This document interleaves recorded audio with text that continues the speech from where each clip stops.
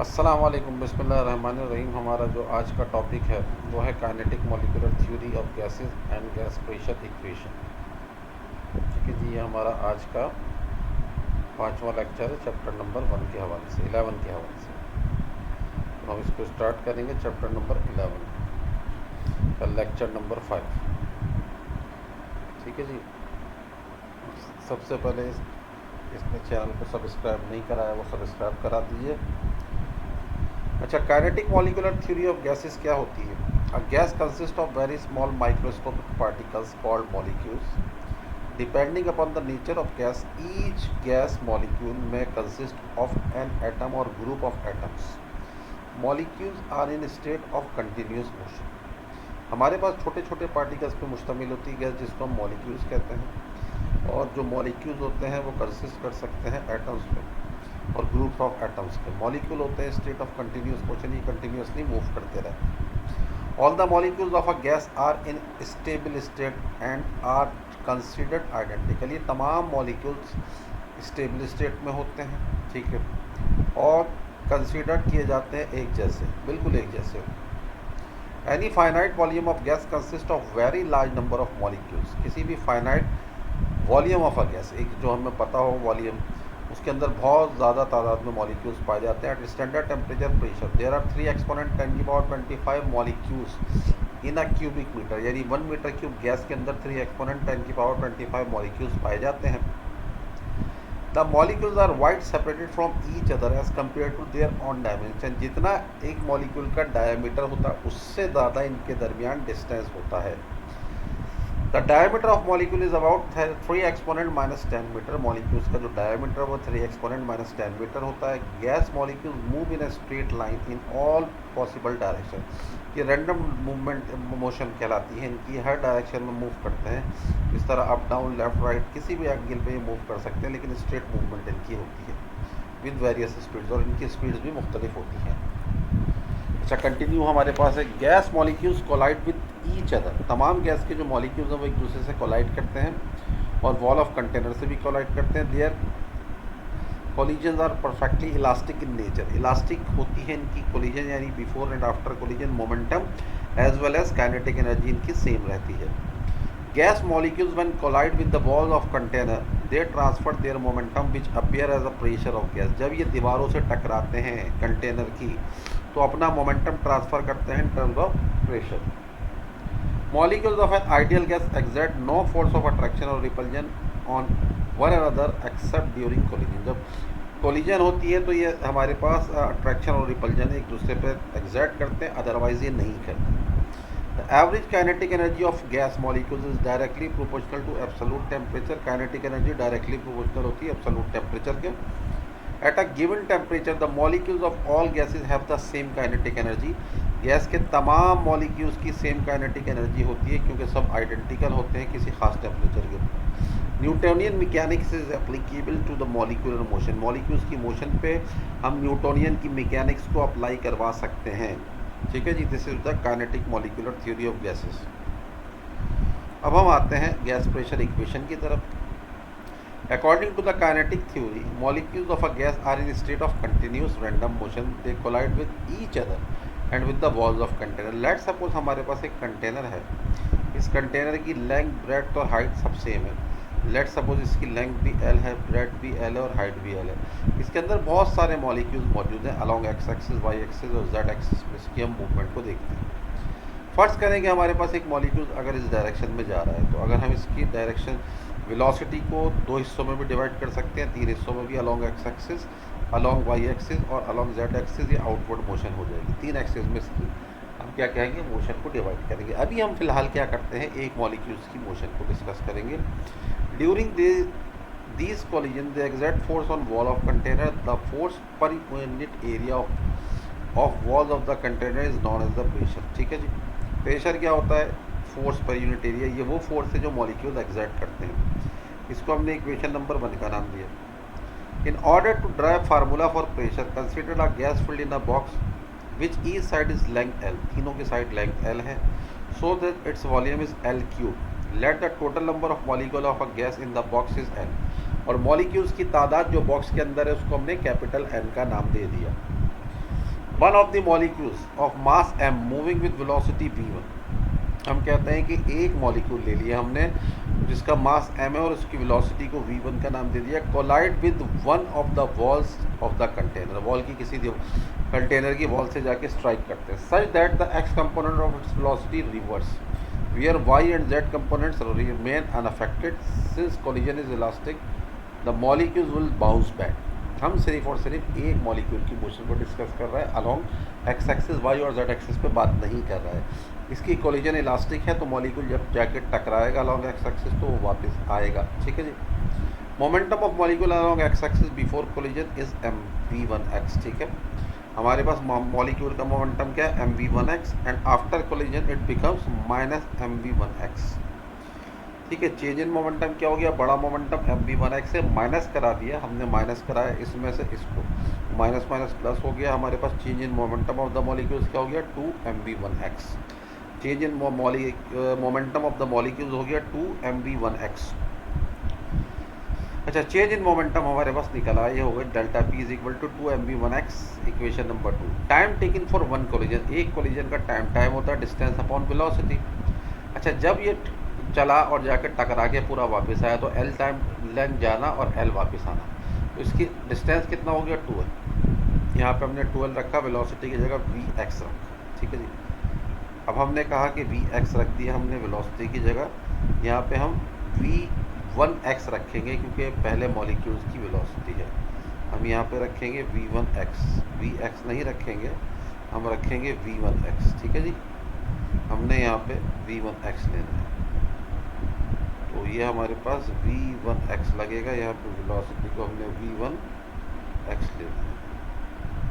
ठीक है जी, ये हमारे पास हो गई वेलोसिटी V1x। ठीक है जी।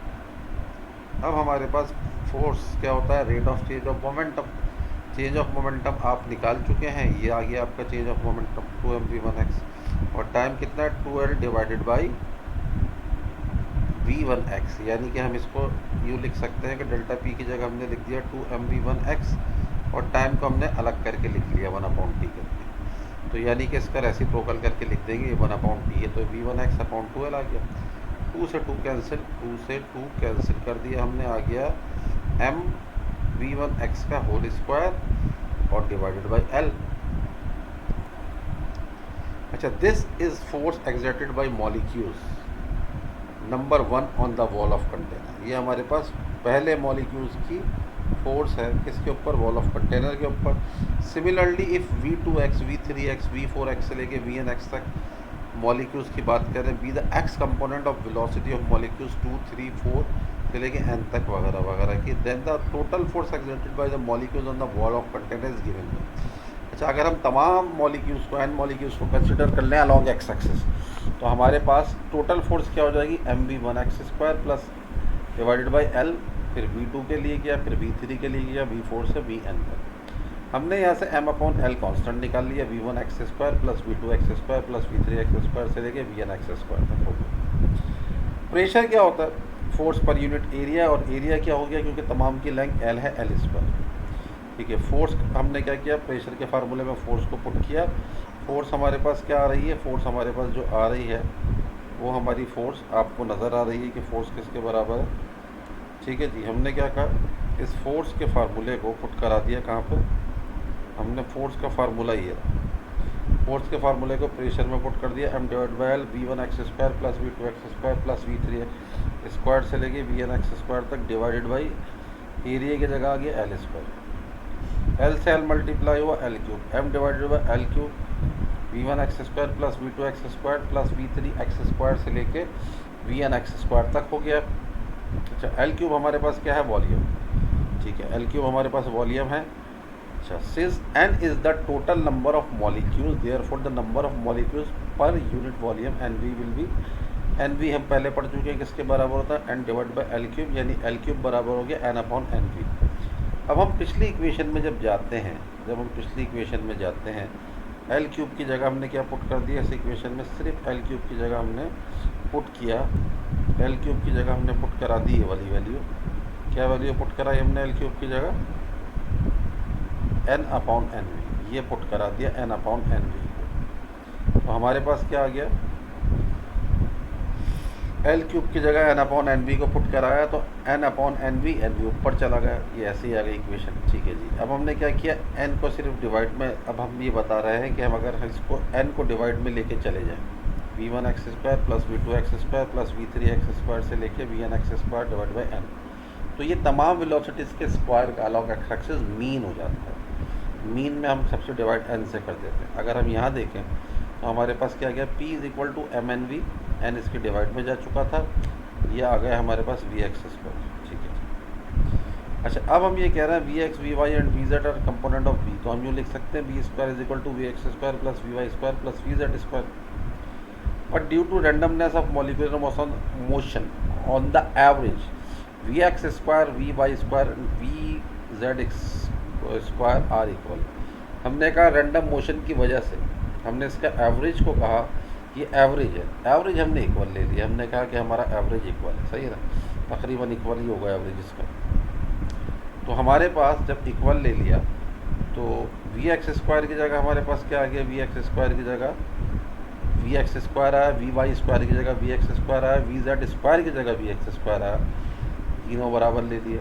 इन तीनों को ऐड किया तो वी स्क्वायर का bar is equal to 3 V X square का बार, ये हमारे पास वी एक्स बार स्क्वायर किसके बराबर आ रहा है, 1/3 वी बार स्क्वायर के।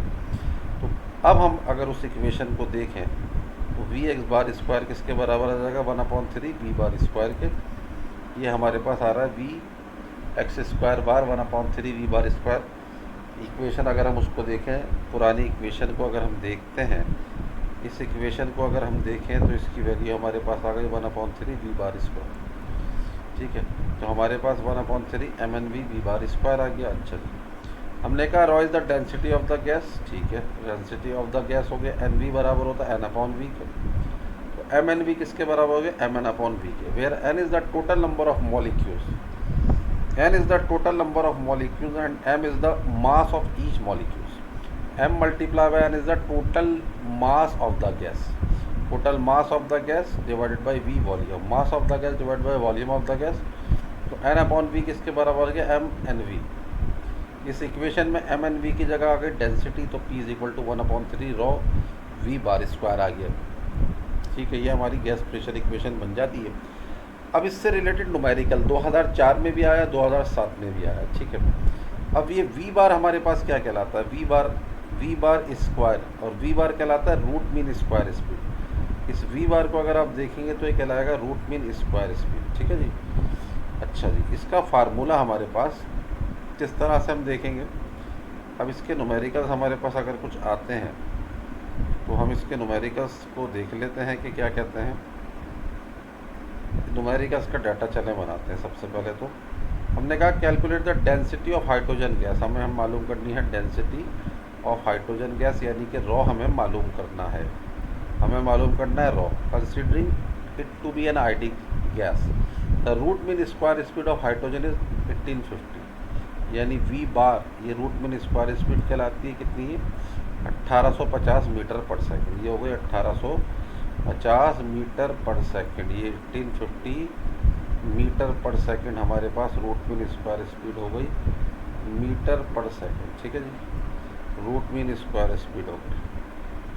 एट 0 डिग्री सेल्सियस टेम्परेचर कितना हो गया, 0 डिग्री सेल्सियस, 0 डिग्री सेल्सियस का मतलब कितना केल्विन हो गया, 373 केल्विन। 0 डिग्री सेल्सियस का मतलब हो गया 373 केल्विन। ठीक है जी, ये आ गया 373 केल्विन। चलिए, ये हमारे पास आ गया 373 kelvin and 1 atm pressure, pressure कितना आ गया, 1 atm, 1 एटमॉस्फेरिक प्रेशर आ गया 1 atm। ठीक है जी, यानी कि 1 atm किसके बराबर आ रहा है, 1 atm 1.01 एक्सपोनेंट 10 की पावर 5, 1.01 एक्सपोनेंट 10 की पावर 5 न्यूटन पर मीटर स्क्वायर। ठीक है जी, ये हमारे पास हो गया प्रेशर, न्यूटन पर मीटर स्क्वायर, ये हमारा आ गया प्रेशर। हमें मालूम करनी है रूट मीन स्क्वायर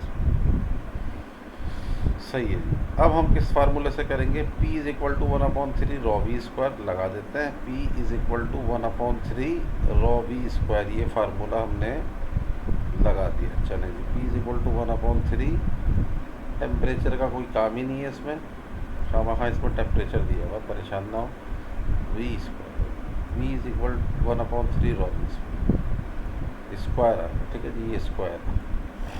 अच्छा, इस फार्मूले में आपने 3P is equal to 3P divided by rho हो गया, 3P divided by rho is equal to V bar square, V bar square ये आ गया।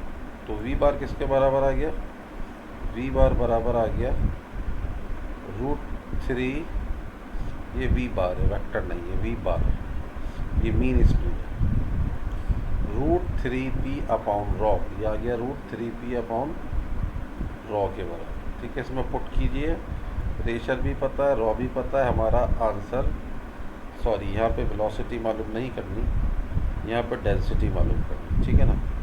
जब डेंसिटी मालूम करनी है तो हमारे पास फार्मूला क्या हो जाएगा, डेंसिटी मालूम करने के लिए हमारा फार्मूला बनेगा 3P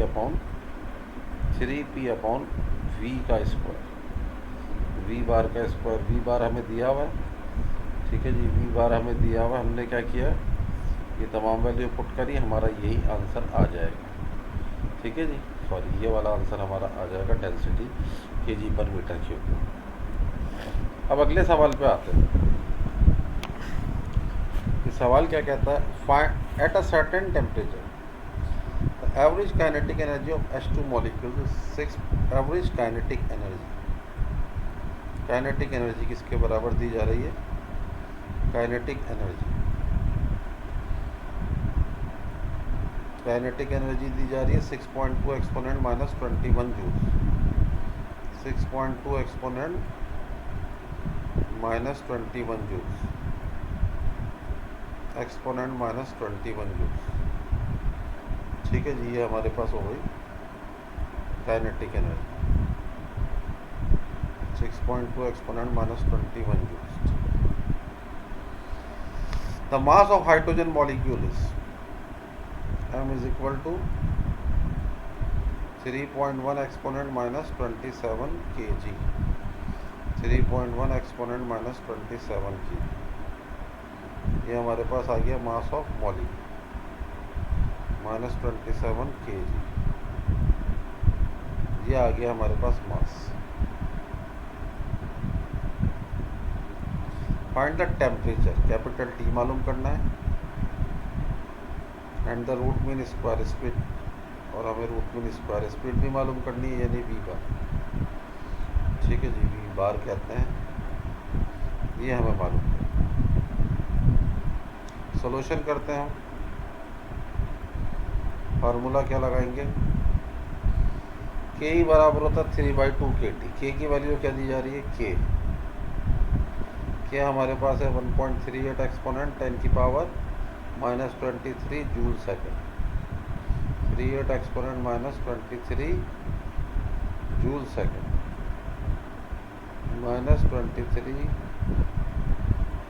जूल पर केल्विन, जूल पर केल्विन, ठीक है जी। काइनेटिक एनर्जी किसके बराबर होती है, 3/2 kT के, ठीक है जी। यहाँ पुट करें, कि हमें पता है, मालूम हमें करना है टेम्परेचर, कि हमें पता है काइनेटिक एनर्जी, हमें पता है T मालूम करना है, तो ये हो जाएगा 2 काइनेटिक एनर्जी डिवाइडेड बाई 3 के, इससे हम निकालेंगे एब्सोल्यूट टेम्परेचर, टेम्परेचर आएगा केल्विन के अंदर, ठीक है, टेम्परेचर आ गया kelvin, and root mean square speed, तो काइनेटिक एनर्जी किसके बराबर होती है, काइनेटिक एनर्जी बराबर होती है हाफ mv स्क्वायर के। काइनेटिक एनर्जी जब हमें पता है तो हम क्या करेंगे, हाफ mv स्क्वायर का फार्मूला लगा देंगे, half mv square, half m v bar square, और हम यहाँ से v बार निकाल लेंगे, तो v बार कैसे निकालेंगे, ये हो जाएगा 2ke डिवाइडेड बाई m, और ऊपर आ जाएगा इसके रूट, ये आ जाएगा रूट बराबर आ जाएगा वेलोसिटी। ठीक है जी, ये आ गई वेलोसिटी। तो हमारे पास क्या निकल आएगी, वेलोसिटी। ये दोनों आंसर हमारे पास ठीक है। अच्छा जी, ये हमारे पास find the RMS, root mean square speed को आरएमएस कहते हैं, ऑफ नाइट्रोजन मॉलिक्यूल। वी मालूम करना है अपने डाटा में 27 डिग्री सेल्सियस पे। 27 डिग्री सेल्सियस पे मतलब क्या आ गया, 27 डिग्री सेल्सियस का मतलब आ गया 373 केल्विन। 373 केल्विन ये आ गया हमारे पास केल्विन। ठीक है जी। Given the mass of nitrogen, nitrogen का मास कितना है 4.67 exponent minus 26 kg, exponent minus 26 kg। ये हमारे पास आ गया मास। ठीक है जी। अब हमें क्या दिया जा रहा है, इसमें k की वैल्यू भी दी जा रही है। k की वैल्यू होती है 1.38 एक्सपोनेंट 10 की पावर माइनस 23 जूल पर केल्विन, जूल पर केल्विन। अच्छा, इसका सॉल्यूशन क्या करेंगे भाई, इसका सॉल्यूशन हम करेंगे हाफ mv² बराबर होता है 3/2 के। हाफ mv² बराबर होता है 3/2 के, 3/2 kT। यहाँ से हम क्या करेंगे, v निकाल लेंगे, आंसर आ जाएगा। अगला सवाल, ये शायद इसके बाद सवाल 2006, इसका डाटा बनाते हैं। इसका क्या डाटा बनेगा भाई, बेटा इसका डाटा बनेगा VRMS मालूम करना है हाइड्रोजन। V मालूम करें हाइड्रोजन के लिए at 0 degree Celsius and 1 atmospheric, 1 atmospheric pressure दिया जा रहा है।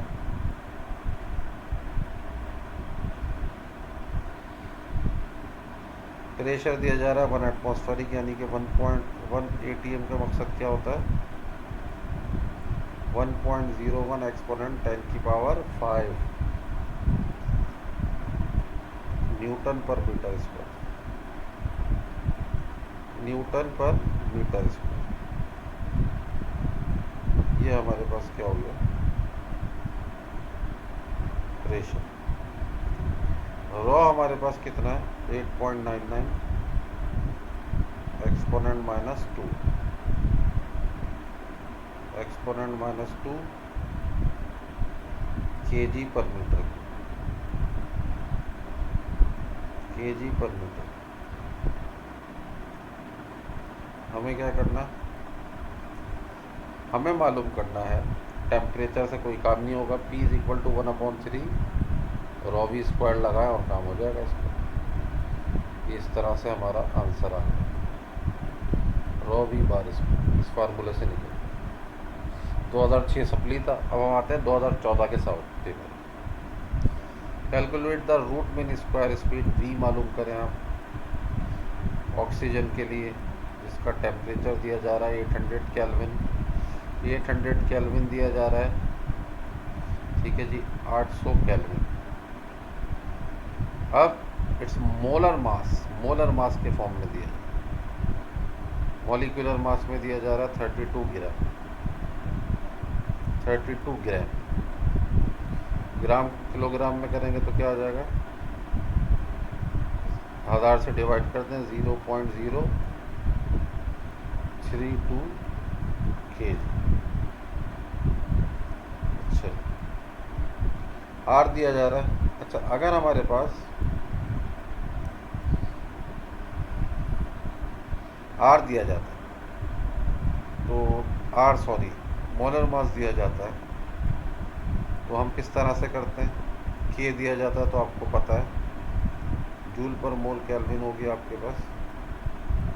ठीक है, अब हम ये कह रहे हैं रूट मीन स्क्वायर स्पीड का जो डायरेक्ट फार्मूला होता है, एक होता है 3kT/m। ठीक है, वी बार का फार्मूला होता है 3kT/m स्मॉल m। अगर मॉलिक्यूलर मास की बात करेंगे तो मोलर मास के फॉर्म में क्या हो जाएगा? 3RT/कैपिटल M। 3RT/कैपिटल M, ये मोलर मास का फार्मूला होता है इन टर्म्स ऑफ मोलर मास। ये होती है रूट मीन स्क्वायर स्पीड निकालने का फार्मूला। अब इस फार्मूले से करें, आंसर आ जाएगा। ठीक है जी, ये हमारा किस फार्मूले से होगा? ये हमारा होगा V bar is equal to 3kT/स्मॉल m। 3kT/स्मॉल m, ये इस फार्मूले से। यहाँ टेम्परेचर भी दिया हुआ है एब्सोल्यूट, के भी दिया हुआ है और मॉलिक्यूलर स्मॉल m भी दिया हुआ है। ऑक्सीजन मॉलिक्यूल, ठीक है जी, ऑक्सीजन मॉलिक्यूल यानी O2। O2 का मोलर मास निकालेंगे 3RT/m से करेंगे, 3RT/कैपिटल M से करेंगे। ठीक है, इससे करेंगे। मोलर मास इसका कितना हो जाता है? O का होता है 16, 32 ग्राम होता है। 32 ग्राम को क्या करेंगे? डिवाइड करेंगे 1000 से, 0.032 kg। तो ये वही सवाल है जो पीछे आया है। देखिए आंसर भी वही आ रहा है, सवाल वही है। इसमें आपको मोलर मास नहीं दिया हुआ। ऑक्सीजन का मोलर मास जो होता है वो O का 16 होता है और O2 का हो जाता है 32। तो ये इसी फार्मूले से होगा, इस वाले फार्मूले से, मोलर मास की टर्म में। अगर सिंपल मास दिया होता तो इस फार्मूले से। ठीक है जी, सवालात कीजिएगा आप। बहुत शुक्रिया आप लोगों का।